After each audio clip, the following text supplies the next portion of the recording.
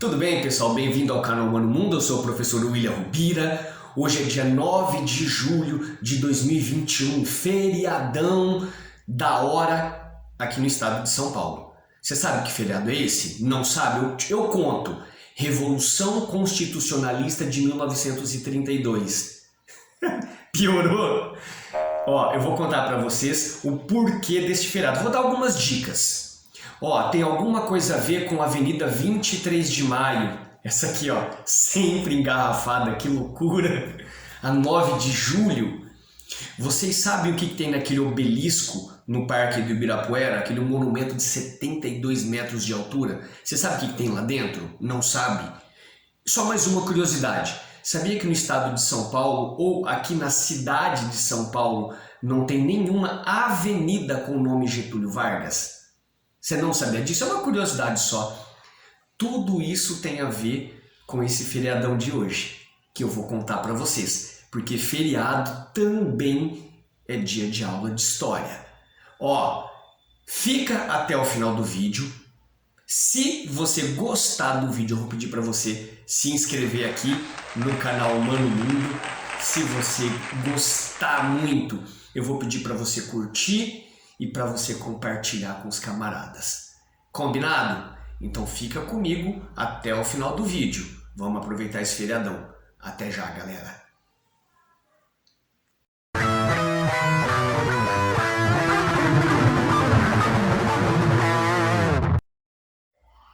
Então vamos lá, galera. Como eu tinha dito na vinheta, hoje é feriadão de Revolução Constitucionalista de 1932, ou também podemos chamar de Guerra de São Paulo, tá? Essa história, gente, ela é muito escondidinha na história do Brasil. Quase não se fala dela e foi uma guerra, gente, de tamanha importância, tá bom? Então essa guerra aconteceu do dia 9 de julho até o dia 2 de outubro de 1932 e inicialmente esta guerra envolvia, de um lado, o estado de São Paulo, Rio Grande do Sul, Mato Grosso do Sul, Minas Gerais, contra o governo de Getúlio Vargas. No final das contas, ficou uma guerra de São Paulo contra o restante do Brasil. Na prática foi o que aconteceu, tá? Qual que era a ideia dessa Revolução Constitucionalista? Eles queriam derrubar esse governo provisório do Getúlio Vargas. Eu já tenho vários vídeos de Getúlio Vargas aqui no canal, então para entender o contexto, volte lá para realmente chegar aqui e entender o que aconteceu, tá? Então a ideia da Revolução Constitucionalista era derrubar o governo provisório do Getúlio Vargas e convocar uma Assembleia Constituinte, tá? Isso era o que eles estavam pedindo. Por quê? O Vargas tinha dado o golpe em 1930, primeira discussão que eu já fiz em outro vídeo. Ele deu um golpe de 1930 ou foi uma revolução de 1930? Quero saber a opinião de vocês. Vocês sabem a diferença? Então vamos lá, mas assista o vídeo lá primeiro para a gente poder discutir aqui.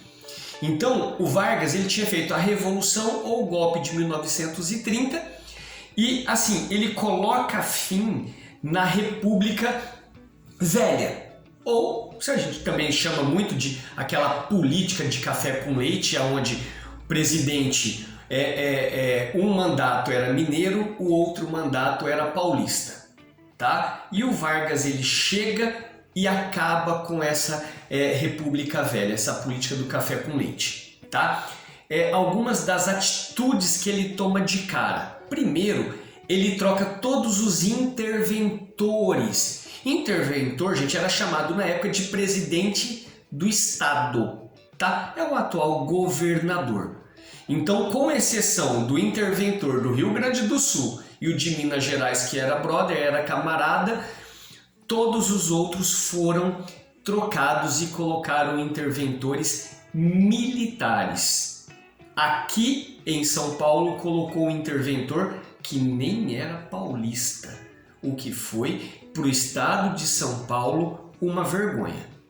tá? Getúlio Vargas ele fecha Congresso, ele fecha as assembleias legislativas, ele fecha as câmaras municipais, ele caça a Constituição de 1891, tá bom? Então o Vargas chega ditadorzão, sem dó, com sangue nos olhos.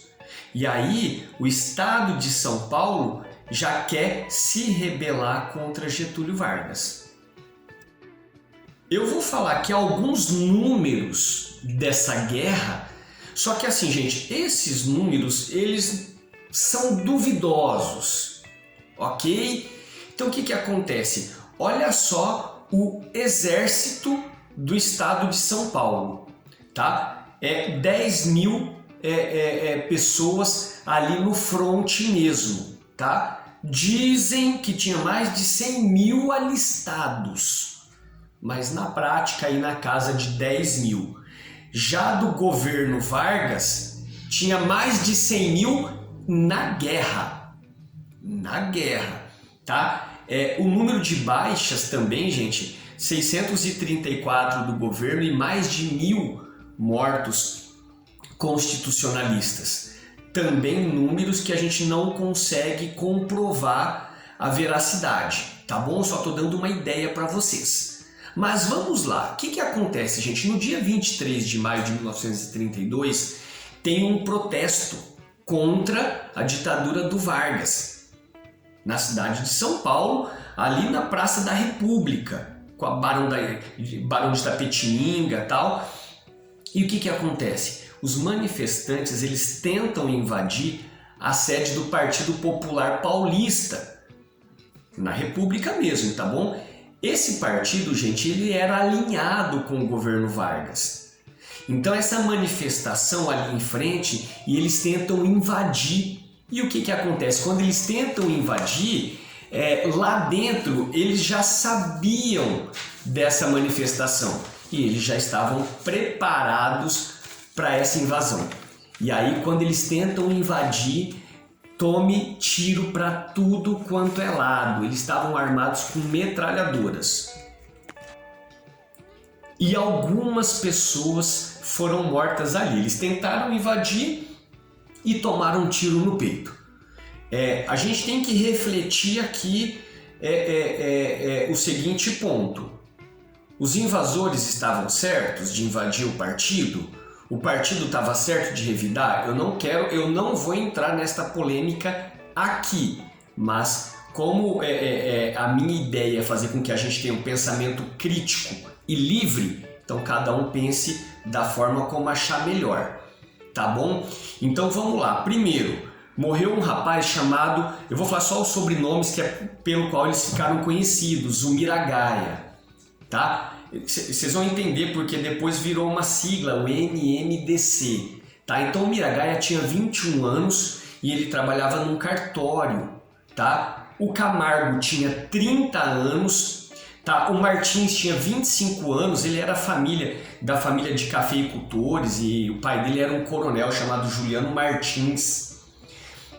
Morreu o Drauzio, que ele tinha 14 anos, ele trabalhava numa farmácia ali perto. O que acontece, gente? Por que eu estou explicando e falando até as idades? Porque normalmente a gente vê na história as pessoas falando assim: que 4 estudantes morreram, assassinados, tal. Eu estou contando a idade só para vocês verem que não necessariamente eram estudantes. E, inclusive morreu um quinto chamado Alvarenga com 32 anos e ele nem estava na manifestação, mas depois ele passou a virar um símbolo também. Então, com a morte do Miragaia, do Camargo, do Martins e do Drauzio, acabou surgindo a sigla MMDC. Tempos depois, 2 meses depois, morre o Alvarenga. Quando o Alvarenga morreu, já tinha sido oficializado o título MMDC. Então, hoje já se fala MMDC-A do Alvarenga, ok? Então, pra gente refletir, não eram necessariamente estudantes que estavam ali se manifestando, não eram crianças, à exceção do Drauzio com 14 anos. E ainda tem mais uma história, tá, gente? O pai do Drauzio conta uma história que ele estava no hospital e ali no leito de morte ele teria dito que se 100 vidas ele tivesse, 100 vidas ele daria pela libertação de São Paulo. Também não temos como saber se isso é real ou não. As pessoas dão aquela floreada na história, mas há quem diga que essa frase aconteceu, ok? Então, depois dessa manifestação, gente, o bicho pegou mesmo. O bicho pegou, porque aí cria-se então esse grupo e vamos derrubar o Vargas a todo custo. E o Vargas, já sabendo de todos esses planos, o Vargas ele começa a usar táticas que ficariam famosas num futuro próximo com um tal de Adolf Hitler. É verdade, ele mesmo. Na realidade não era o Vargas que copiava, não. Era o Hitler que copiou algumas coisas do Vargas. Então o Vargas começa a usar de fake news, que está na moda essa palavra agora. Ele começa a divulgar que esse movimento MMDC era um movimento comunista, o que não era verdade, ou não foi comprovado que era verdade. Tinha alguns comunistas envolvidos, mas não era um movimento comunista. O Vargas ele também usava de imagens que foram editadas, tá? Obviamente não na época, né? Hoje seria um Photoshop. As rádios também davam informações falsas, então com falsos paulistas dizendo quais eram os planos comunistas e que São Paulo queria separar do restante do Brasil. Essa é uma acusação que também nunca foi comprovada, mas o Vargas ele usava desses argumentos contra os constitucionalistas, tá bom? Então isso era muito comum já naquela época, tá? São Paulo, gente, ele contava inicialmente com o apoio do Mato Grosso do Sul, Rio Grande do Sul e Minas Gerais. Minas Gerais porque Vargas tinha dado golpe, não era um presidente mineiro, um paulista, um mineiro, um paulista, então estava o Washington Luiz paulista. Quando ia acabar o mandato, São Paulo, ao invés de indicar um mineiro para manter a regrinha deles, São Paulo indica outro paulista e Minas fica mordido e aí passa então a ficar do lado dos constitucionalistas. Mas São Paulo se lasca, porque na prática Minas Gerais e Rio Grande do Sul nem vieram para a guerra, tá bom?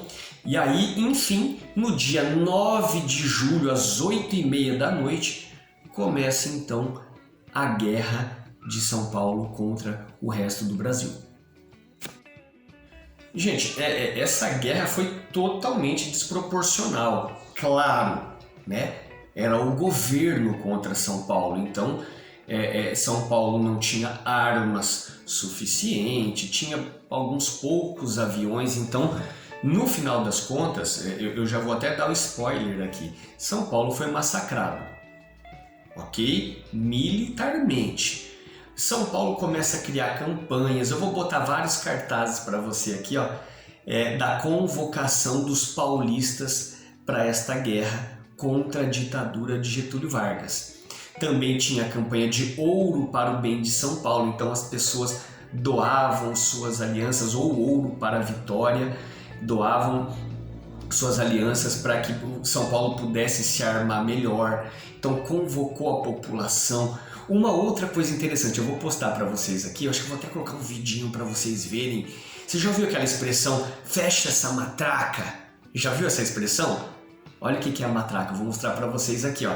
Era uma geringonça criada por um engenheiro e ela imitava o som de metralhadoras.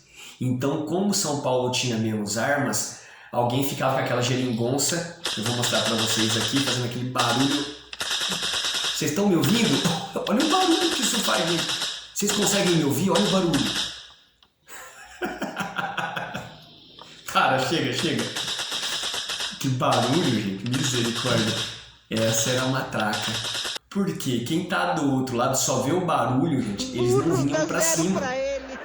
Olha as táticas de guerra da época, que coisas interessantes. São Paulo também teria feito um trem blindado, tá? Isso foi muito interessante. Gente, milhares de mulheres entraram nessa batalha, em todos os setores, tá bom? Então, na fabricação de munições, de roupas, tinha uma médica chamada Carlota de Queiroz. Gente, ela foi sensacional. Nas trincheiras tinha outras mulheres, tinha uma chamada, o apelido era Inhá Chica, tá? Tinha a Maria José Bezerra, já no front, mas a mais interessante para mim era a professora Maria Esguaçábia. Ela chegou até a ser promovida sargento. Olha que interessante. Então as mulheres, gente, elas estavam ali firmes com o estado de São Paulo nessa guerra contra Getúlio Vargas. Mas no dia 2 de outubro daquele mesmo ano, claro, 87 dias depois, São Paulo acaba se rendendo. E agora sim vem o principal debate nosso. São Paulo se rende, então oficialmente São Paulo perde, é uma derrota militar. Mas, que eu sempre falo que nós temos que fazer uma análise crítica.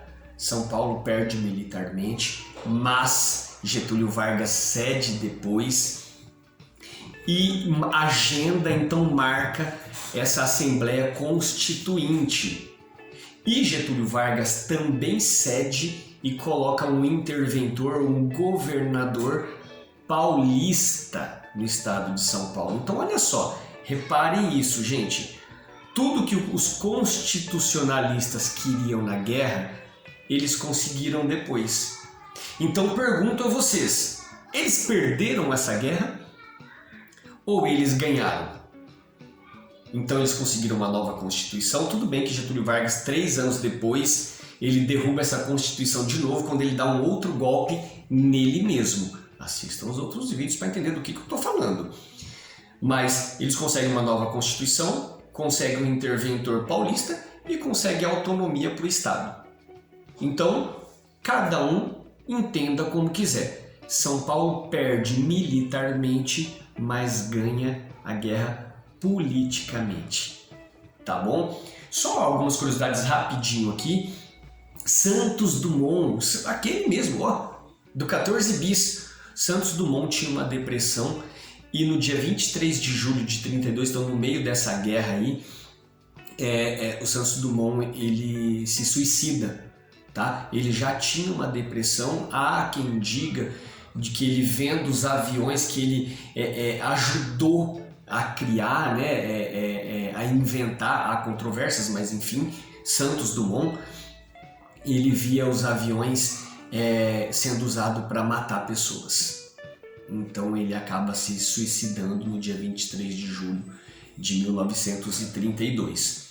Uma outra coisa interessante é sobre o obelisco lá do Ibirapuera, tá bom? Que é o mausoléu aos heróis de 32. Vocês sabiam que lá no obelisco do Ibirapuera tem mais de 700 pessoas enterradas?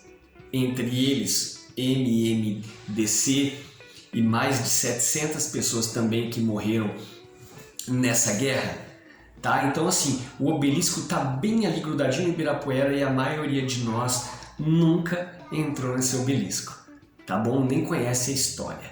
Gente, eu vou ficar por aqui, já falei muito, tá acabando já o feriadão, né? E eu contando essa história.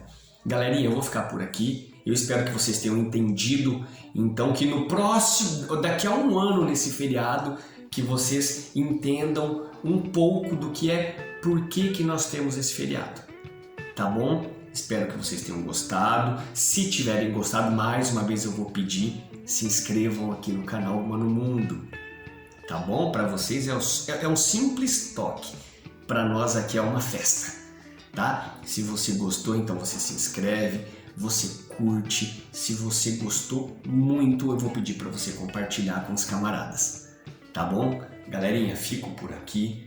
Ó, não se esqueçam, todo dia é dia de história aqui no canal Mano Mundo. até hoje no feriado. Tá bom? Um abraço, galera. Tudo de bom para vocês. Até a próxima aula. Tchau, tchau.